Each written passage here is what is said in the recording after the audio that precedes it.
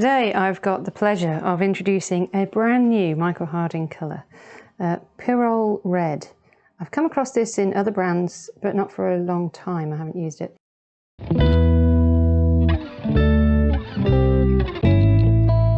So the first thing I want to figure out is what colour is it? What kind of red? So the tube tells me that it's transparent, which is very exciting, because the only other transparent reds I can think of are alizarin crimson or claret or quinacridone reds. And this is more middle red, isn't it? It's a really kind of medium red. So I thought to start off with, let's compare it to reds I do know, and maybe that you do know. Here's a Scarlet Lake, which looks a really similar colour, actually. So it'd be interesting that, well, the Pyrrole Red at first glance is pinker and more intense, actually. It looks more saturated, looks very, very strong. And a cadmium red, of course, just a cad red, medium and ordinary cad red.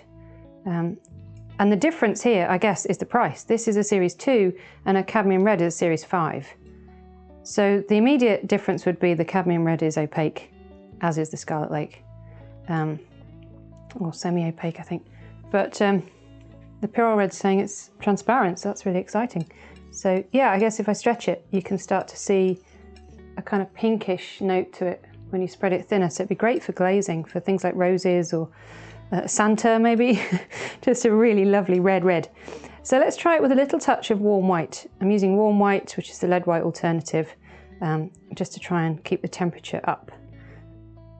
And that's going to quite a cool pink, isn't it? So it's definitely a pinkish red as opposed to an orangey red, I would say. And if we just compare that with the red or the pink that we get if I mix that into the cad red, tint strength wise, the Pyrrole is holding up to the white better than the cadmium red. Interesting, so it is very strong. It feels really strong. And it's it's pinker. It's definitely more pinkish, isn't it, than that cad red in a mix with white. So the cadmium red's going flatter and the Pyrrole Red is staying much more, it feels more like a Quinacridone family, perhaps. And then the Scarlet Lake with white, again really strong, it's just eaten the white. Similar to the Pyrrole Red, I'd say, in terms of the pink I'm getting. I'd say, if anything, the Scarlet Lake's a little bit bluer. It's swinging a little bit more towards a purplish pink, but there's not much between them at the moment. So how about if I mix it for some secondary colours? So let's see what kind of an orange it's going to make. I'm going to put it with some Yellow Lake, which is also transparent. So we should get a really lovely fiery glazing orange here. That's great. Look at the power in that. Amazing. Really strong, hot orange there. We'll put some more yellow with it. See how it's going to take a lot of yellow, I think, to overpower. This is quite a beast, this colour. It's really strong. So yeah, I'm just struggling to get it to move towards a yellow. Again, let's try a bit of white just to see, flatten that colour out a bit. But yeah, really useful red. Very, very strong. And there's some white into that orange mix. Really holds its saturation. Doesn't grey out too much with the white. I wonder what kind of violets it would make if I put it with blue. What kind of purples can we get? So if I try King's Blue Deep, I figure that's quite rich blue, but still shouldn't go too dark. So with it being a pinkish red, it might actually make a pretty good purple. It's not bad, is it? For a mixed purple. Purples so often go greyish, don't they, when you mix them with reds and blues, unless it's a really fiery pink that you're using. Yeah, that's a pretty good purple there. Obviously it's flatter because I've used the King's Blue, so it's got white with it. But yeah, it's pretty usable. It's not quite as vivid as I thought it might be. Let's just try it. Just off screen I've got some ultramarine here, so let's just try it with a transparent blue. I thought it might do like a really kind of vivid purple, plummy purple red.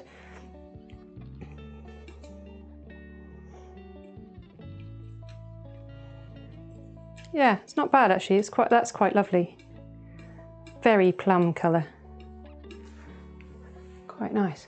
So with black, got some ivory black just to see if you were trying to use it in a Zorn palette or something, what would happen.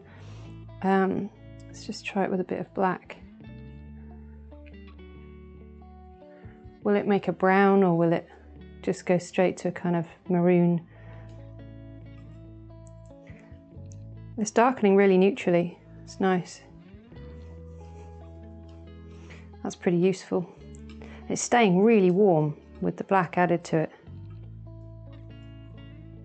It's not greying, it's going, now it's with more black, it's moving to a nice chocolate brown. Don't know if you're able to see that on camera.